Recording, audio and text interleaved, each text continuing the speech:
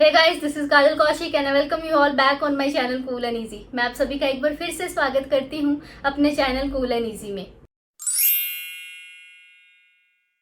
सबसे पहले मैं आप सभी का शुक्रिया अदा करना चाहती हूँ कि आप लोगों ने मेरी पिछली वीडियो को इतना प्यार दिया है। उम्मीद करती हूँ अकबर और बीरबल की आज की कहानी भी आपको ठीक उतनी ही पसंद आएगी जितनी पहले आई है। तो चलिए शुरू करते हैं। आप सभी तो जानते ही हैं कि अकबर के फेवरेट पर्सन अगर कोई थे तो वो थे बीरबल। वो उनके सिर्फ बेस्ट फ्रेंड ही नहीं, उनके बेस्ट मिनिस्टर्स में से भी एक थे। राजा अकबर के साथ साथ बीरबल आम लोगों के भी बहुत ज़्यादा फेवरेट थे। इवन कि अपने घर के पर्सनल मैटर्स को लेकर भी लोग बीरबल के पास पहुंच जाते थे। और ये बात सिर्फ आगरा तक ही नहीं, आसपास वाली सिटीज तक भी फेमस थी कि उन सभी लोगों को मालूम होता था कि अगर किसी भी प्रॉब्लम का सलूशन चाहिए तो उसके लिए एक ही लोकेशन पर उन्होंने रीच करना है और वो है बीरबल का दर। तो इसी कारण सभी लोग बीरबल को बहुत ज़्यादा पसंद करते थे। कहीं ना कहीं ये भी एक वजह थी कि राजा अकबर बीरबल के विट और विजडम से बहुत ज़्यादा इन्फ्लुएंस्ड रहते थे। राजा अकबर के ही कुछ मिनिस्टर्स का ग्रुप था जो कि बीरबल को बिल्कुल भी नहीं पसंद करता था। वो चाहते थे कि किसी भी तरीके से काश उनको बीरबल से छुटकारा मिल जाए। अब यहाँ पे मुसीबत सारी शुरू होती थी। वो लोग हर एक वो कोशिश किया करते थे जिससे वो अंदर ही अंदर बीरबल को हरा सकें और उनकी इज्जत को कम कर सकें। लेकिन लोगों का प्यार और अकबर का बीरबल के ऊपर विश्वास उन मंत्रियों को जीतने नहीं देता था।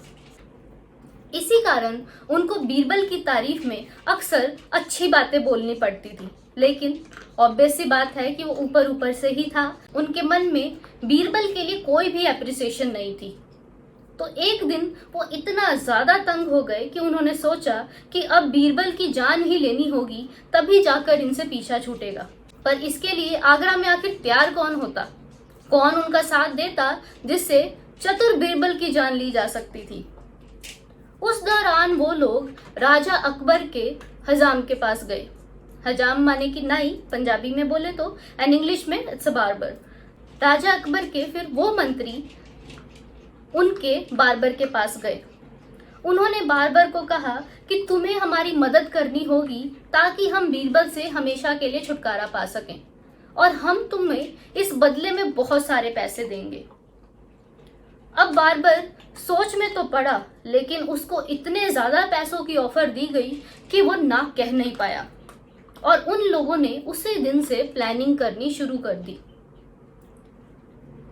बार्बर बहुत ही ज्यादा क्लेवर था और ये बात पूरे राज्य में सबको पता थी, और साथ ही में वो राजा अकबर के बहुत ज्यादा करीब भी था, क्योंकि राजा अकबर जिसका भी दिमाग बहुत ज्यादा चलता था उसको अपने पास रखा करते थे। इनफैक्ट वो रॉयल बार्बर था, तो राजा अकबर से पहले वो उनके पिताजी के बाल काटा करता था। के बाल ट्रिम करते हुए उसने बोला, हुजूर, मैं आपकी पापा की भी इसी तरीके से सेवा किया करता था। मेरा पूरा परिवार इस राजघराने की सेवा में ही अपना पूरा जीवन निकालता है। और उसने ये बात कहते कहते राजा अकबर के पिताजी के बारे में पोएम्स को एंचॉन्ट करना शुरू कर दिया।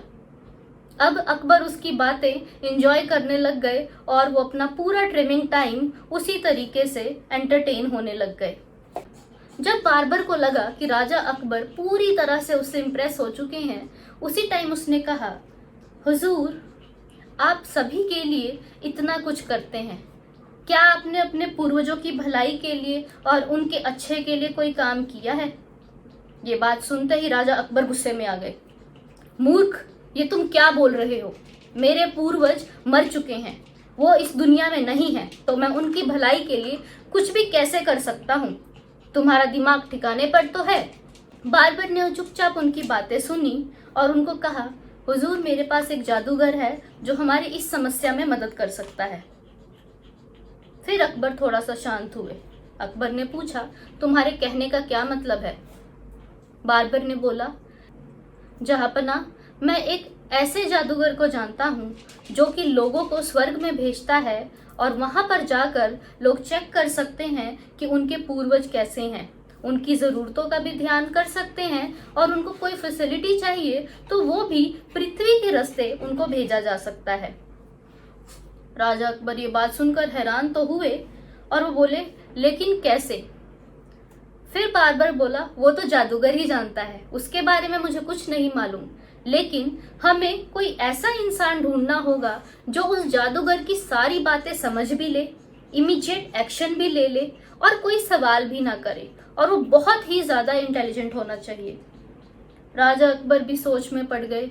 उसी दौरान बार बार खुद ही बोल पड़ा कि इस काम के लिए बीरबल से अच्छा कोई इंसान हो ही नहीं सकता है, क्योंकि उनकी इंटेलिजेंस के आगे तो सब फीके हैं। राजा अकबर के भी दिमाग की बत्ती जली और इस बात पर वो खुश भी हुए कि हाँ, इस काम के लिए तो मैं सिर्फ बीरबल के ऊपर ही भरोसा कर सकता हूँ और कोई इस काम के लिए बिल्कुल भी बेस्ट नहीं होगा। और तुरंत उन्होंने अपने बार्बर को कह दिया कि जाओ, तुम जो भी जरूरतें हैं इस काम के लिए उनको पूरा करो और मैं बात करता हूँ बीरबल से। राजा अकबर थोड़ी सी भी वेट किए बिना बीरबल के घर ही पहुंच गए। उन्होंने बीरबल को सारी बात समझाई कि बीरबल को किस तरीके से अकबर के पिताजी के पास जन्नत में जाना है, उनके वेलफेयर के ऊपर काम करके आना है। बीरबल ने सारी बात बड़े ही कामनेस के साथ सुनी, जैसा वो अक्सर किया करते थे, और उन्होंने कहा, हुजूर बड़ा अच्छा आइडिया है, बिल्कुल सही कह रहे हैं आप, हमें अपने पूर्वजों की वेलफेयर के लिए कुछ तो करना ही चाहिए। और बीरबल ने कहा, लेकिन जहांपना मुझे एक बात बता दीजिए, सिर्फ ये नेक आइडिया आखिर है किसका? राजा अकबर ने बड़ी ही खुशी में उन्हें जवाब दिया, ये आइडिया मेरे बार्बर का है, उसने मेरे पिताजी की बातें करते करते मुझे इमोशनल कर दिया और मुझे लगा कि हाँ, सच में मैंने अपने पूर्वजों के लिए कुछ भी नहीं किया है और मुझे कुछ करना चाहिए। राजा अकबर की सारी बात बीरबल बड़े ही आराम से सुनते रहे। अब आगे क्या?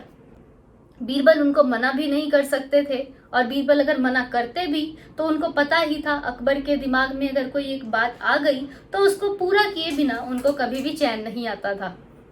इसीलिए बीरबल ने अकबर को कहा कि जहांपना मेरी आपसे सिर्फ 2 रिक्वेस्ट हैं। मैं चाहता हूँ मेरे ऊपर जाने से पहले मेरी वो 2 शर्तें मानी जाएं। राजा अकबर कहते, बीरबल तुम्हें भी पूछने की जरूरत है क्या? तुम दिल खोल कर बोलो, तुम्हें क्या चाहिए? बीरबल बोले, सबसे पहले तो इतनी लंबी यात्रा के लिए मुझे बहुत सारा धन चाहिए, ताकि मैं अपनी यात्रा में बिल्कुल भी रुकूं ना।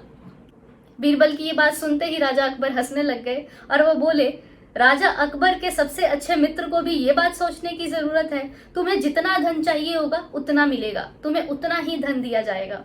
समय चाहिए ताकि मैं अपने परिवार के लिए सारी अरेंजमेंट कर सकूं, ताकि उनको मेरी एब्सेंस में कोई प्रॉब्लम ना आए। अकबर ने इस बात के लिए भी उन्हें यस बोल दिया। इस 1 महीने के दौरान बीरबल ने पूरे राज्य से उन लोगों को ढूंढ कर निकाला जो बीरबल के साथ कभी भी चीटिंग नहीं कर सकते थे।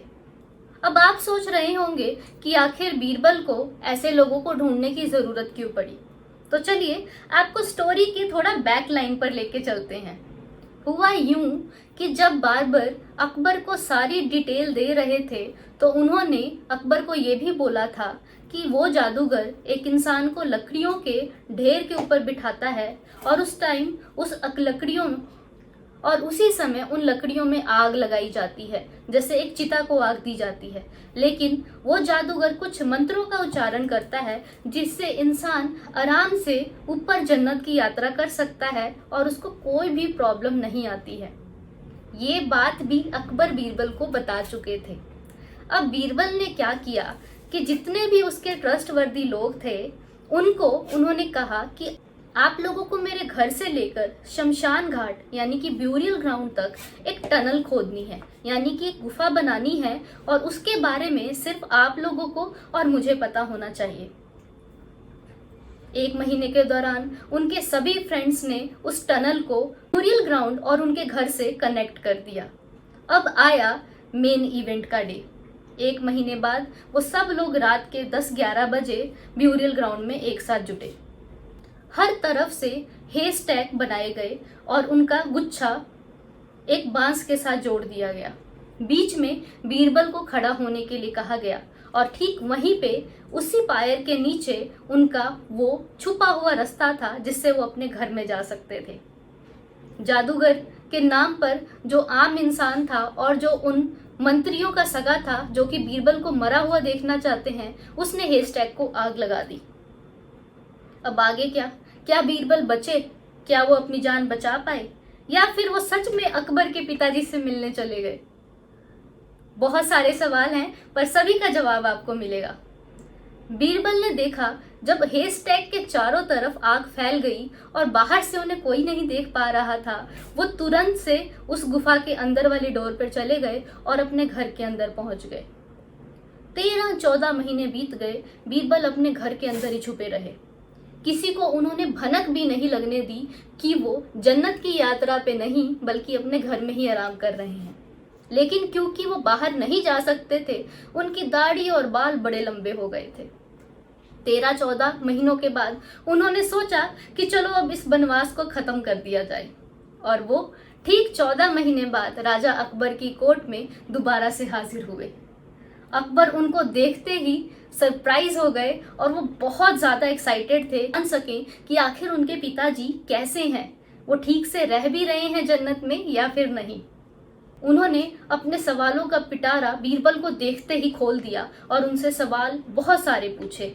बीरबल बोले, हुजूर, आपके पिताजी बिल्कुल सही सलामत हैं, वो अच्छे से खा पी रहे हैं, बड़े अच्छे से अपनी जिंदगी जन्नत में जी रहे हैं, पर उनको सिर्फ एक चीज की कमी है और वो उस बात से बहुत ज्यादा परेशान है।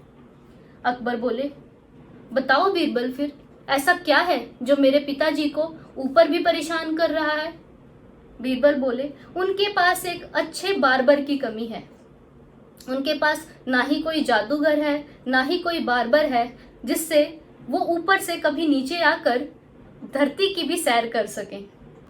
बीरबल की बात सुनते ही अकबर के दिमाग में उनके पिताजी के चहीते बार्बर का ही ख्याल आया और उन्होंने बार्बर को बुलाया और उसको बताया कि तुम्हें मेरे पिताजी के पास जन्नत में जाना है।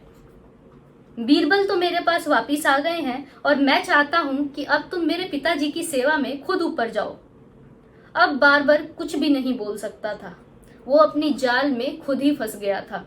बीरबल को देखते ही राजा अकबर के जितने भी मंत्री इतने महीनों से खुश थे, उनके भी रंग उड़े हुए थे कि कहीं बार्बर उनका नाम ना बोल दे। लेकिन बार्बर ने अपने परिवार का ख्याल करते हुए मंत्रियों के बारे में कुछ नहीं कहा। वो मंत्रियों से ईमानदार रहा क्योंकि वह राजा अकबर से ऑलरेडी फ्रॉड कर चुका था। अब उसके हाथ में कोई भी चारा नहीं था। जादूगर और बार्बर को ठीक उसी तरह पायर के ऊपर बिठाया गया और आग लगा दी गई, और वो इतने दर्द में भी कुछ नहीं बोल पाए और उनके साथ ठीक वैसा ही हुआ जो वो बीरबल के साथ करना चाहते थे। इसीलिए कहा जाता है कि बीरबल को हराना आसान नहीं था। उनकी अच्छाई के कारण ही शायद उनका दिमाग इतना ज्यादा चलता था। उन्होंने राजा अकबर को भी भनक भी नहीं लगने दी कि उन्होंने अपने दोस्त के साथ ही ऐसा काम करने के लिए यस बोल दिया था। जैसे ही जादूगर और बार्बर को अग्नि दी गई, वो उसी टाइम उस आग में भस्म हो गए और राजा अकबर खुश होकर बोले, ओ बीरबल, तुमने मेरी धरती के ऊपर तो सारी समस्याओं को दूर कर ही दिया है। मेरे पूर्वजों के भी दुख हरने के लिए तुम इस धरती पर आए हो, मैं तुम्हारा शुक्रिया अदा कैसे करूं। तो इस तरीके से बीरबल एक बार फिर से राजा अकबर के कोर्ट में वापस आ गए और उन्होंने फिर से वैसे ही अपना राज्यपाट संभाल लिया। अंत में अकबर वही कहते रहे थे, बीरबल ओ बीरबल, तुम ना होते तो मेरा क्या होता। तो ये थी हमारी आज की बहुत ही इंटेलिजेंट स्टोरी और उम्मीद करते हैं आपको ये पसंद आई होगी।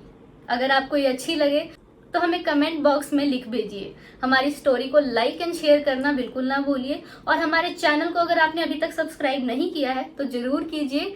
तो अगली बार फिर मिलेंगे इसी तरह की एक और ब्यूटीफुल स्टोरी के साथ, और तब तक के लिए मैं आप सब लोगों से अलविदा लेती हूँ।